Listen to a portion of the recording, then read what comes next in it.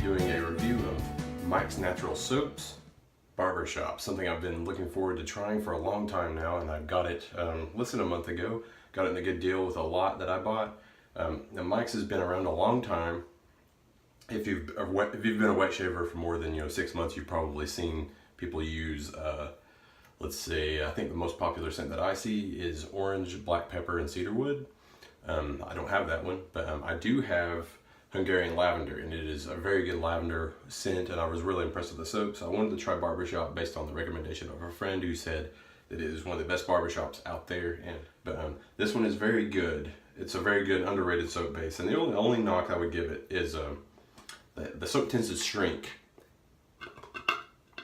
And I might put in the video about how that happens. I've heard that it's because some people don't, or some artisans don't do true hot process, and so the soap doesn't solidify well enough, or it shrinks when the air hits it or something like that. I don't know.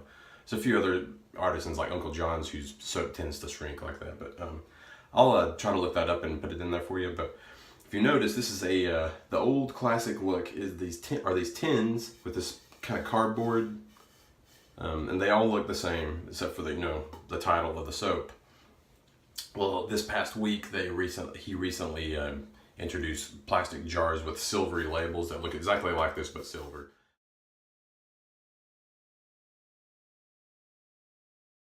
A lot of people are excited about it because tins dent very easily. I'm personally a fan of this packaging because it looks kind of old-timey, like rustic. I like it a lot. It looks good in photos, to be honest. At least I think so. But a lot of people are happy that it's gone to plastic, so good for them. That's fine. Enough jabbering about this. Let's get on with the shave. A lot of soaps are. This is kind of a fairly hard soap. So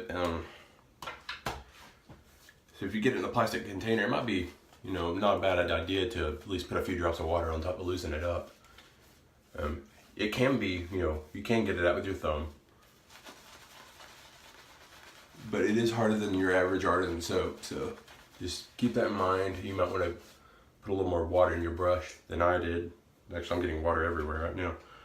I'm going to do some reload and come back real quick. All right, so the scent on this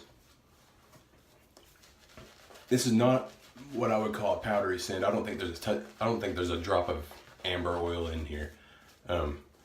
This is there's oak moss, which I think oak moss is in like every barbershop. It's like a requirement. You have to have barbershop or oak moss in there, and usually amber is in there too. But typical of barbershops, you have like bergamot, oak moss, patchouli, and like amber. There's no amber in this one. There is oak moss, there is bergamot, and there is patchouli, and there's also basil. And I think basil is what really changes the scent on this soap from many of the other ones.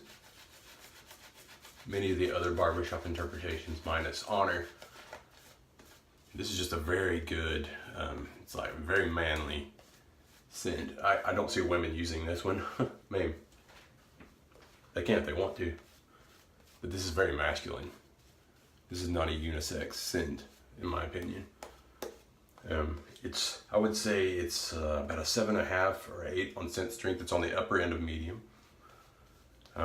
Conversely, like if we're still doing the Honor comparison, I would put Honor about an 8.5 to a 9.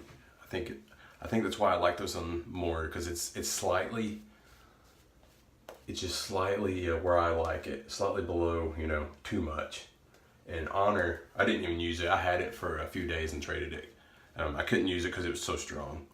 Gillette Tech, Fat Handle Tech, with I think it's the second use of a Gillette Silver Blue blade.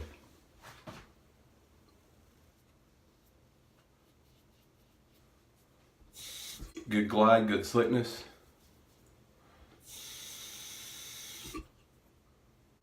Residual slickness is good. All right, back for pass number 2.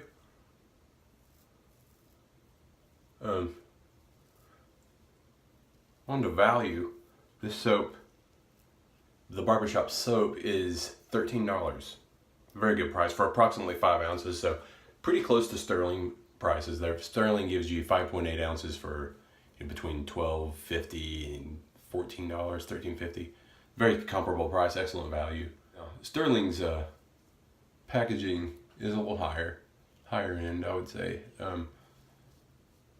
Probably a little better, but again, I like Mike's tin containers. They're very distinctive. No mistaking whose soap you're looking at when you see it.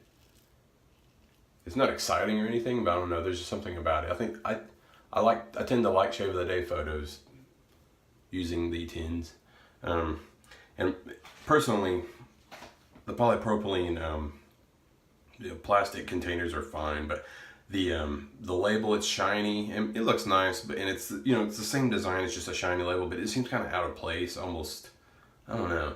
There's just something missing. It takes something away from it, but I'm just nitpicking.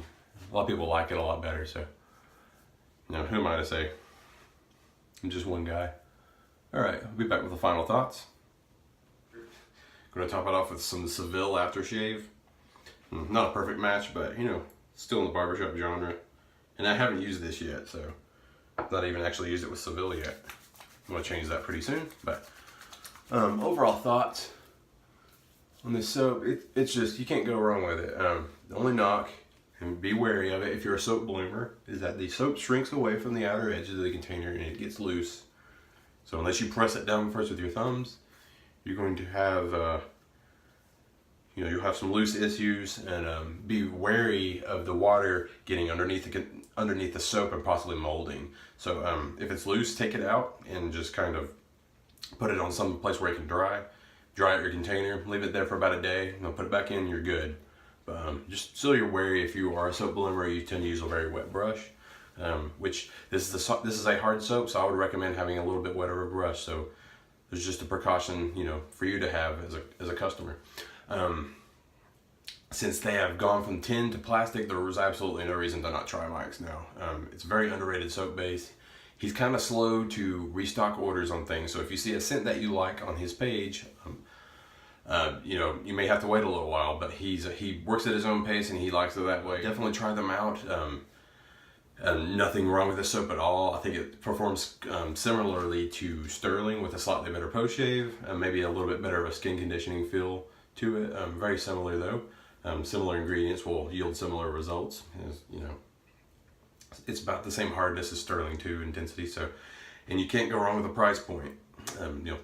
Between $13 and $15, it's a good value for the soap. So, thanks for watching. If you have any more questions about this soap or anything that you felt I left off, please comment below. Like and subscribe if you haven't. And I'll see you next time.